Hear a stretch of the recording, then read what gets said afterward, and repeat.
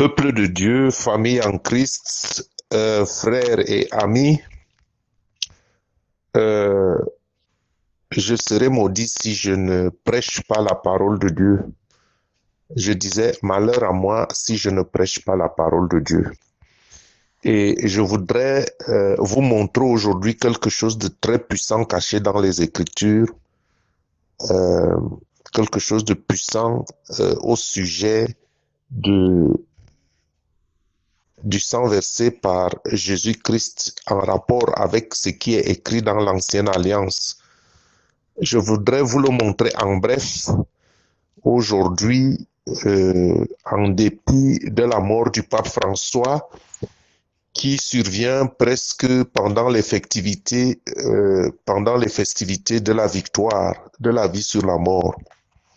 Je dis que cela est révélateur parce que la mort du pape François survient pendant les festivités de la victoire, de la vie sur la mort.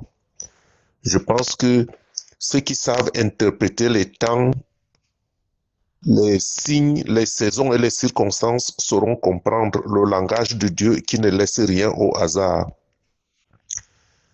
François nous quitte pendant que nous fêtons la victoire de la vie sur la mort. Cela est révélateur parce que il y a de cela 2 ans, et c'était le 10 juin 2023, le Seigneur avait donné une prophétie à une consoeur dont j'étais le nom. Et cette prophétie demandait au pape François de se repentir et de dire la vérité. Parce qu'il y a un très grand nombre d'âmes. Il y a un très grand nombre d'âmes qui sont piégées et emprisonnées dans la religion et dans des enseignements biaisés qui ne sont que des traditions, des rites, des dogmes des hommes, hein, qui s'écartent de la doctrine pure de l'évangile de Jésus-Christ. On s'écarte beaucoup de ce qui est essentiel et on fait un certain nombre de choses qui apparemment nous font croire que nous sommes religieux, que notre position est bonne devant Dieu. Et je prenais l'exemple, par exemple, des croyances indiennes, par exemple, les croyances indiennes qui vénèrent les vaches. Hein, ceux-là, ils sont convaincus qu'ils vénèrent Dieu, ils vénèrent les vaches. Et des fois, si vous vous attaquez à ce mode d'enseignement, on peut vous dilapider, on peut vous tuer sous prétexte que vous blasphémez. Et il en est de même, et là même encore c'est plus dangereux, pour ces enseignements-là qui s'apparentent à l'évangile de Jésus-Christ, mais qui passent tout de même à côté de la réalité du pur évangile de Jésus-Christ qui nous demande de devenir saint comme Dieu est saint.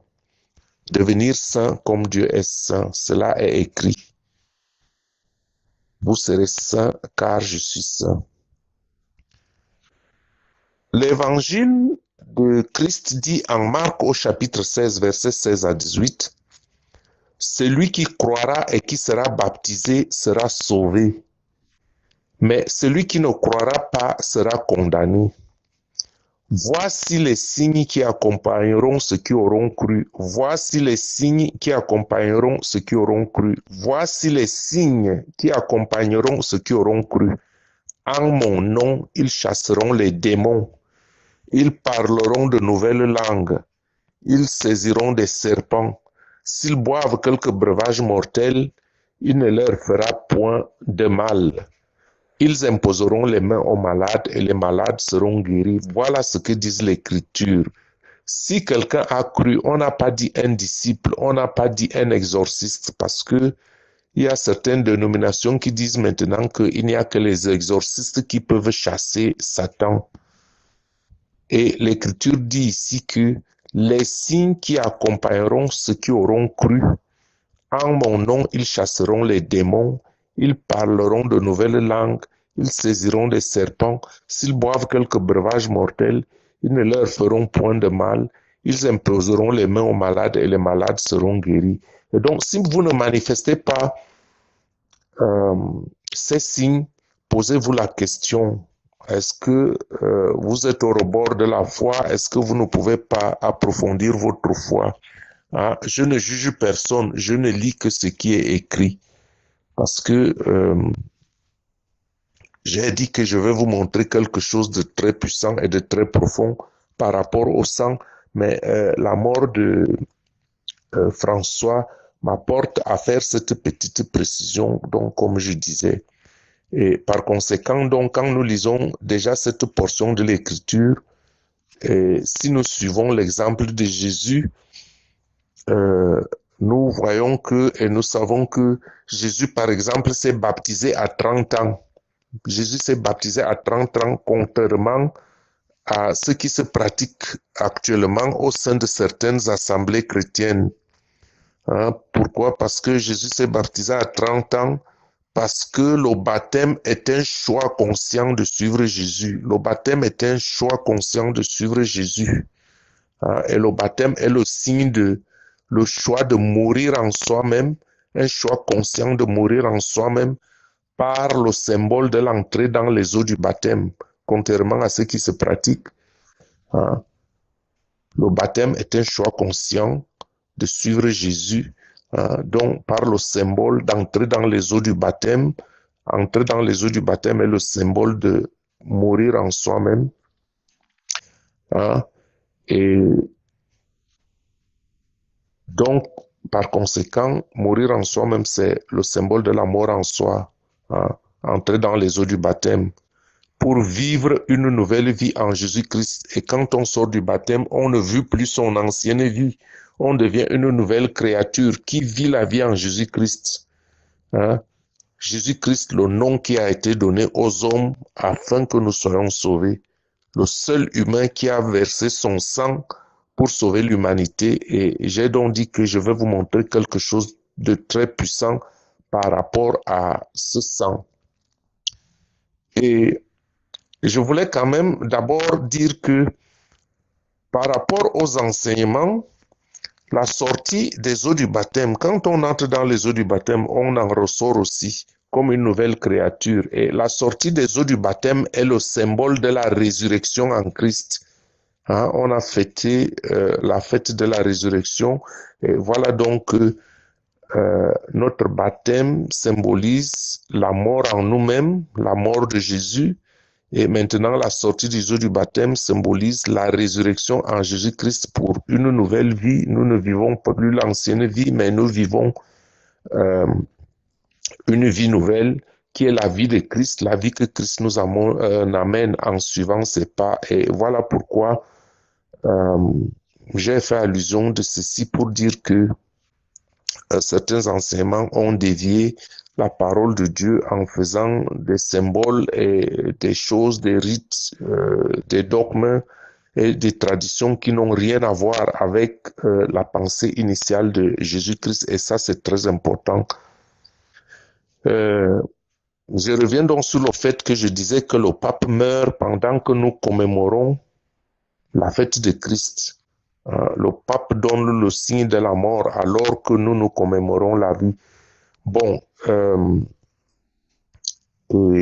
ce n'est pas un jugement, c'est un fait. Je rapporte un fait et je disais que la prophétie de la consoeur,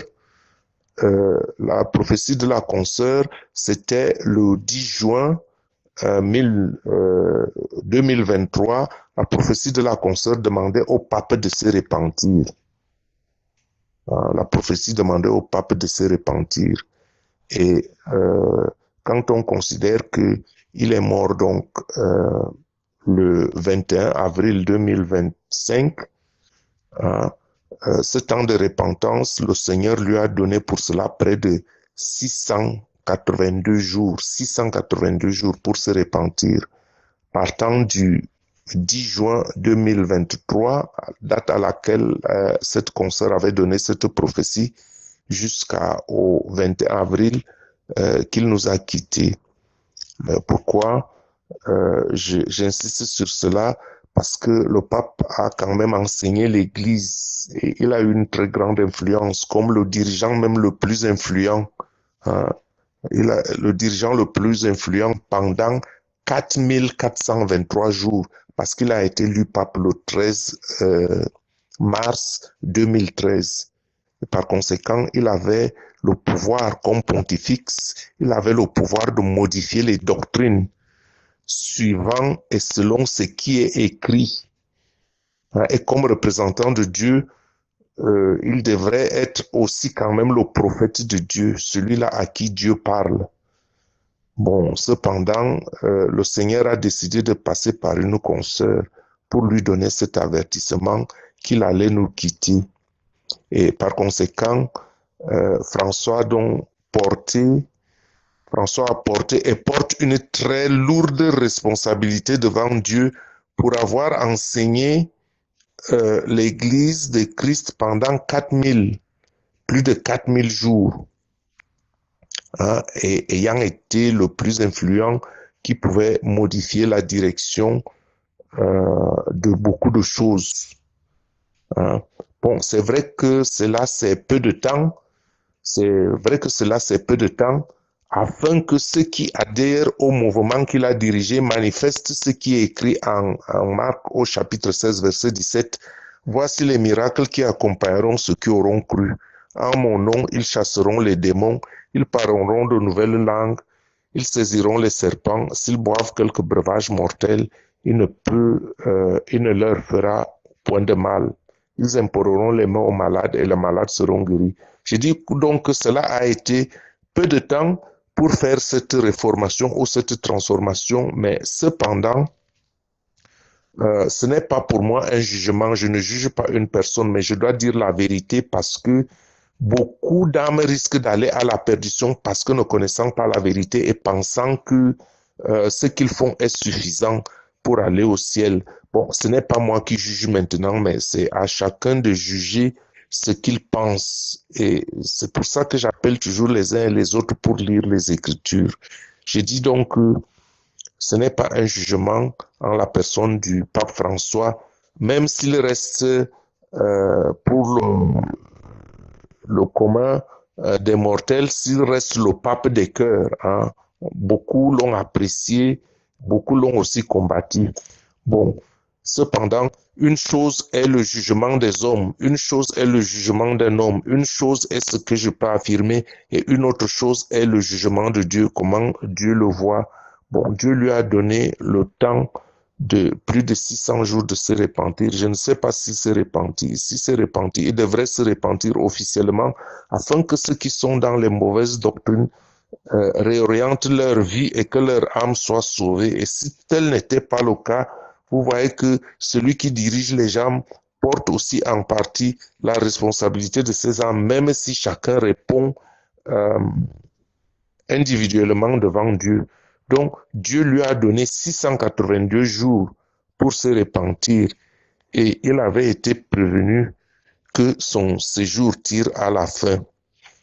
D'ailleurs, comme le séjour de tout un chacun, sauf ceux qui auront peut-être l'occasion de s'élever dans les airs lorsque Jésus-Christ apparaîtra, parce que lorsque Jésus-Christ apparaîtra, il y aura des vivants sur la terre et donc tous ne vont pas mourir.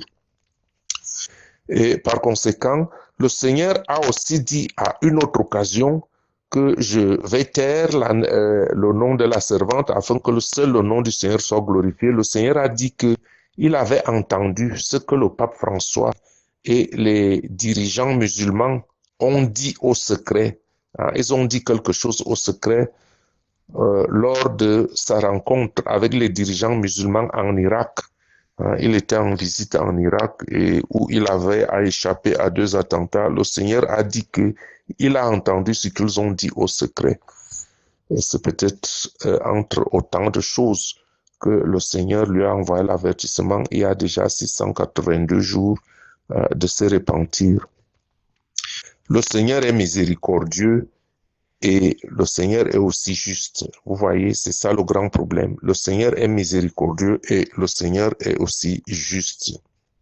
Bon, en fait, je voulais vous montrer, en dépit de la mort du pape François, à l'aube de la commémoration de la fête de la victoire de la vie sur la mort, je voulais vous montrer quelque chose de puissant quelque chose de puissant caché dans les Écritures, hein, la puissance du sang qui a été versé à Golgotha par Jésus-Christ il y a plus de 2000 ans. Et avant de vous montrer cette chose, je voulais commencer par qu'on lise Lévitique au chapitre 17, verset 10. Lévitique chapitre 17, verset 10. Lévitique chapitre 17, verset 10 dit, « Si un homme de la maison d'Israël ou des étrangers qui séjournent au milieu d'eux mangent du sang d'une espèce quelconque, je tournerai ma face contre lui.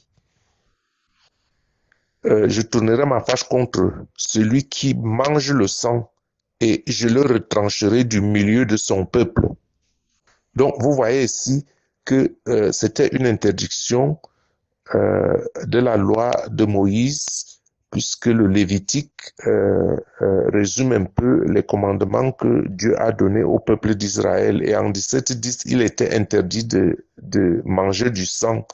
Si on mangeait le sang, Dieu retrancherait la personne du milieu de son peuple. Donc le sang est ici, dans l'Ancien Testament, le symbole du renoncement. Et puis maintenant, quand Jésus verse son sang, à la veille de la commémoration de cet événement, quand il savait qu'il allait partir, lui, il donne plutôt son corps et son sang à ses disciples de boire. Or, lui, qui est le représentant de la parole de Dieu, hein, comment se fait-il que le commandement de Dieu interdit de manger le sang et lui, il dit à ses disciples, voici mon corps, voici mon sang, prenez et buvez-le. Hein, c'est le signe de la nouvelle alliance. Bon, c'est ce que je voulais tirer une certaine parallèle, mais pour ne pas être long, je m'arrête ici parce que la mort du pape François est quand même un événement assez important pour qu'on en parle. Et comme je ne voulais pas être long, je m'arrête ici et vous me suivrez dans la prochaine audio, dans la prochaine vidéo. Je vais faire donc tirer une parallèle entre le retranchement du sang qui est évoqué en Lévitique au chapitre 17, verset 10, et puis maintenant le fait que Jésus meurt, verse son sang, mais donne son sang comme une certaine initiation, comme une initiation à l'alliance, hein, à la nouvelle alliance. Hein, il faut que je vous montre ce qu'il y a dedans. Il y a quelque chose de très puissant dedans, mais je m'arrête ici pour ne pas être très long aujourd'hui. Et par rapport aussi, par respect à l'âme du pape François, nous supplions le Seigneur, il est miséricordieux, il est amour, qu'en dépit de sa justice, que son amour couvre nos fautes et celles de François, qu'il accueille en son sein s'il en est possible. Soyez bénis au nom tout puissant de Jésus-Christ. Je suis votre frère et serviteur Gabriel Messi. Restez branchés. Je vous donnerai quelque chose de très puissant par rapport au sang qui a été versé à Golgotha et ce que ça veut dire le retranchement, et vous comprendrez que c'est vraiment, Jésus a posé un acte inédit qu'aucun autre homme n'a jamais pu poser. Soyez bénis au nom du puissant de Jésus. Je vous aime.